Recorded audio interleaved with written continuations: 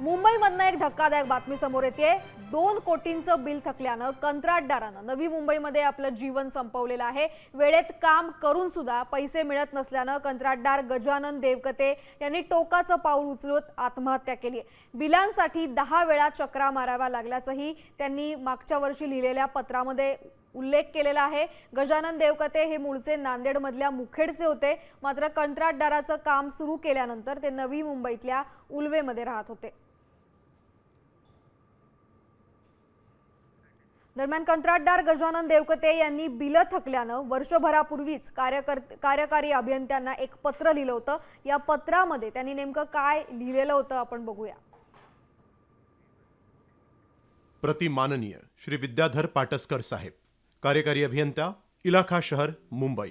विषय आम्ही जगावं कसं आणि काय करावं याबाबत। वरील विषयी पत्र सादर करतो की मी एक फार लहान ठेकेदार आहे। सार्वजनिक बांधकाम विभागात मिळतील तेवढी कामं करून भेटतील तेवढे पैसे घेऊन माझं घर, परिवार आणि उदरनिर्वाह चालवावा लागतो।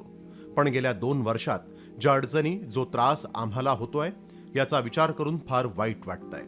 लहान ठेकेदारांना कामं मिळवण्यासाठी 10 वेळा काही अधिकाऱ्यांकडे फिरावं लागतं आणि कामं करून सुद्धा बिलांसाठी देयकं मिळवण्यासाठी 10 वेळा फिरावं लागलं तरी पाहिजे तेवढे कामही मिळत नाहीत आणि पैसेही मिळत नाही। आम्ही फक्त शासनाच्या आलेल्या निधीचे आकडेच ऐकतो, पण आम्हाला पैसे दिले जात नाहीत। आम्ही प्रत्येक सब डिव्हिजनला कामं मागत फिरतो, पण आम्हाला कामं दिली जात नाहीत। पैशापुढे कोणालाच काही दिसत नाही। म्हणून मला जगावं कसं आणि काय करावं हा प्रश्न उद्भवतोय। आमच्यावर उपासमारीची वेळ माननीय साहेब आपण येऊ देऊ नये आणि आम्हाला सहकार्य करावं ही विनंती। आपलाच गजानन देवकते। गेल्या वर्षभरामध्ये थकीत बिलांमुळे 4 कंत्राटदारांनी आत्महत्या केलेली आहे। भीतीपोटी हा आकडा आणखी वाढण्याची सुद्धा शक्यता आहे। सरकारनं ही रक्कम तातडीनं अदा करावी अशी आक्रमक मागणी कोल्हापूरमधल्या कंत्राटदारांनी केली आहे।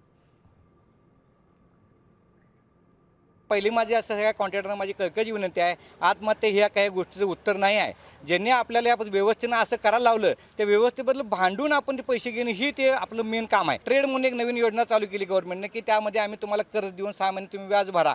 ते जाहीर करून पण 6 महिने झाले। जर त्याचं आज झालं असतं तर ह्या मुलाला थोडं पैसे मिळाले असते ट्रेडमधनं आणि तो सुटला असता आणि ते आत्महत्या झाले नसते। आमचे 84,000 कोटी देणी आहेत ती शासनानं दिलेलीच नाहीत।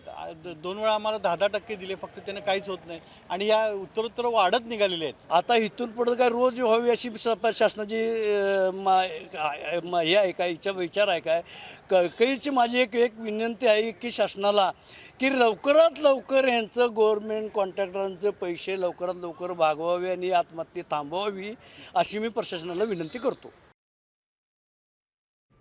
तर कंत्राटदारांच्या आत्महत्येनंतर विरोधकांनी आता सरकारवर गंभीर आरोप केलेला आहे। सरकारकडे गुजरातच्या कंपन्यांसाठी पैसे आहेत, मात्र छोट्या कंत्राटदारांसाठी पैसे नाहीत असा गंभीर आरोप विरोधकांनी केलेला आहे। आपण बघूया।